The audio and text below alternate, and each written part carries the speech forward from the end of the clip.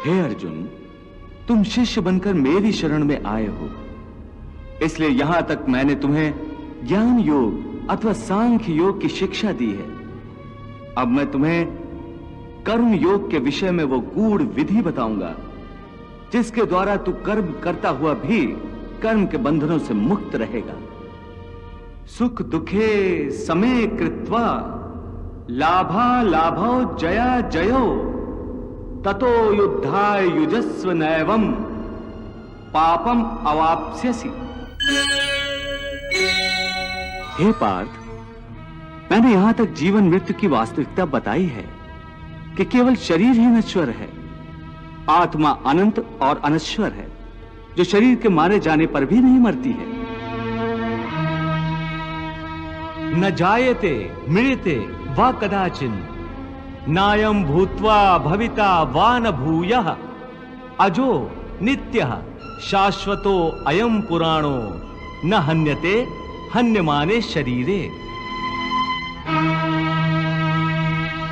जो इस आत्मा को मरने वाला समझता है या जो इसे मारने वाला समझता है, वो दोनों ही अज्ञानी है, क्योंकि आत्मा न तो किसी को मारता है और न किसी के द्वारा मारा जा सकता है। इसलिए किसी के मरने या मारने का शोक किए बिना तू अपना कर्तव्य कर। तेरा धर्म युद्ध करना है, तू अपना धर्म समझकर युद्ध कर। हे मधुसूदन, तुम बार बार इस बात पर जोर दे रहे हो कि मन पर पूरी तरह काबू पालो तो मुक्ति के द्वार खुल जाएंगे, परंतु मन को वश में करने का कोई सरल साधन भी है? साधन तो अवश्य है, सरल भी है, परंतु बड़ा दुष्कर भी है। सरल भी, दुष्कर भी, इसका क्या अर्थ है केशव? इसका अर्थ है कि यदि तुम धीर मति वाले हो, दृढ़ निश्चय वाले हो, तो यह काम सरल है, और यदि तुम्हारी मति धीर नहीं है तो दृढ़ निश्चय नहीं कर सकोगे, और दृढ़ निश्चय नहीं कर सकोगे तो जन्म जन्मांतर तक भटकते रहोगे। यह दृढ़ निश्चय कैसे हो सकता है? विश्वास से। किसमें विश्वास से? परमात्मा में विश्वास से, सत्य में विश्वास से, अपने धर्म में विश्वास से। जब अपने धर्म अर्थात कर्तव्य को जान लोगे तो फिर दृढ़ निश्चय होकर अपने धर्म पथ पर, अपने कर्तव्य पथ पर आगे बढ़ोगे। फिर तुम सुख दुख, हानि लाभ, जय पराजय को एक जैसा ही समझकर अपने पथ से डगमगाओगे नहीं।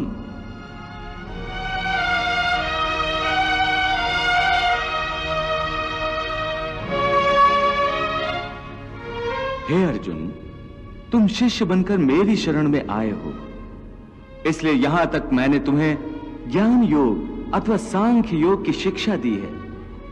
अब मैं तुम्हें कर्म योग के विषय में वो गूढ़ विधि बताऊंगा जिसके द्वारा तू कर्म करता हुआ भी कर्म के बंधनों से मुक्त रहेगा। सुख दुखे समे कृत्वा लाभा लाभो जया जयो ततो युद्धाय युजस्व नैवम पापम अवाप्स्यसि।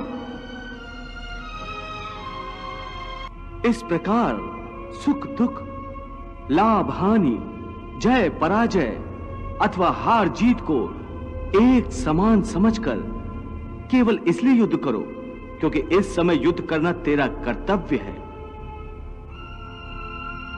और यदि इस मानसिक वृत्ति से इसे अपना धर्म समझकर युद्ध करोगे तो तुम्हें उसका पाप नहीं लगेगा।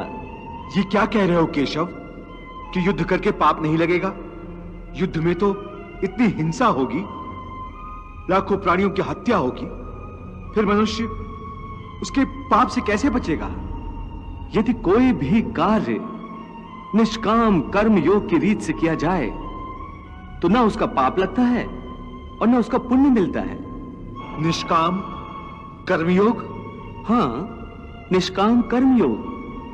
ये कौन सा योग है माधव जो मनुष्य को पाप और पुण्य दोनों से मुक्त कर देता है? ये एक गूढ़ विद्या है पार्थ। जो इसके रहस्य को समझ लेता है वो इस संसार में रहते हुए भी संसार के सारे कर्म करता हुआ भी कर्म फल के बंधन से मुक्त रहता है। ये बड़ी अनोखी बात कर रहे हो केशव। मेरी बुद्धि अभी तक इसको ग्रहण नहीं कर रही। क्योंकि तुम्हारी बुद्धि पर अभी तक आसक्ति का पर्दा पड़ा हुआ है, और जो निष्काम कर्मयोग मैं बता रहा हूं उसकी बुनियाद ही निरासक्ति के आधार पर रखी गई है। हे अर्जुन, इस निरासक्ति योग को समझ लोगे तो तुम्हारे जीवन में पूर्ण शांति आ जाएगी। हे माधव, इस योग की साधना कैसे करते हैं? इस योग के नियम क्या हैं? उसकी साधना के लिए कोई हजारों वर्षों की तपस्या की आवश्यकता नहीं। इसकी साधना तो एक ही क्षण में हो जाती है। एक ही क्षण में? हाँ, एक ही क्षण में। जिस क्षण में प्राणी अपने मन का रवैया बदल लेता है, वही क्षण। परंतु हे केशव, कोई भी मनुष्य एक ही क्षण में आसक्ति को कैसे छोड़ सकता है? जब वो कर्म करता है तो उसके फल की आसक्ति तो उसे कर्म का हिस्सा होती है, जिसके अंतर्गत फल पाने की इच्छा से ही कर्म करता है। हे अर्जुन, बस यहीं से निष्काम कर्मयोग की साधना शुरू होती है। अर्थात तुमने कहा कि प्राणी फल पाने की इच्छा से ही कर्म करता है, परंतु निष्काम कर्मयोग यह सिखाता है कि फल पाने की इच्छा से नहीं, बल्कि अपना कर्तव्य पूरा करने के लिए, अपने धर्म का पालन करने के लिए कर्म करो। फल पर भरोसा रखकर कर्म मत करो, क्योंकि फल पाना तुम्हारे हाथ में नहीं, तुम्हारे अधिकार में केवल कर्म करना ही है। कर्मण्येवाधिकारस्ते मा फलेषु कदाचन मा कर्म फल हेतुर्भूर्मा ते संगोस्त कर्मणि।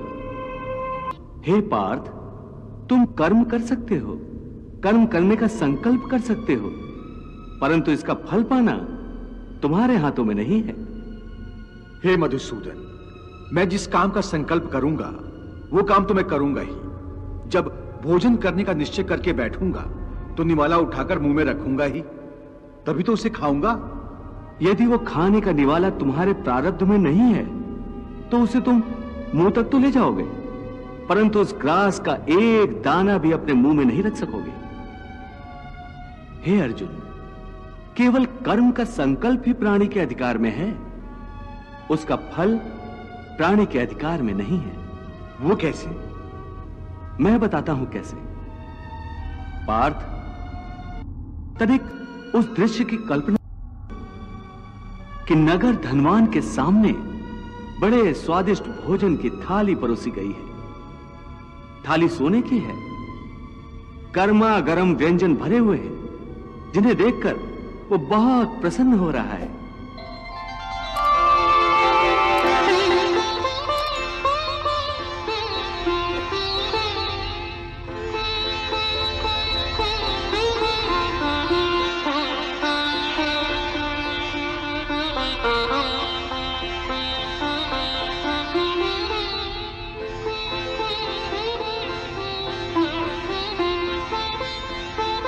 वो बड़ी प्रसन्नता से पहला निवाला उठाता है।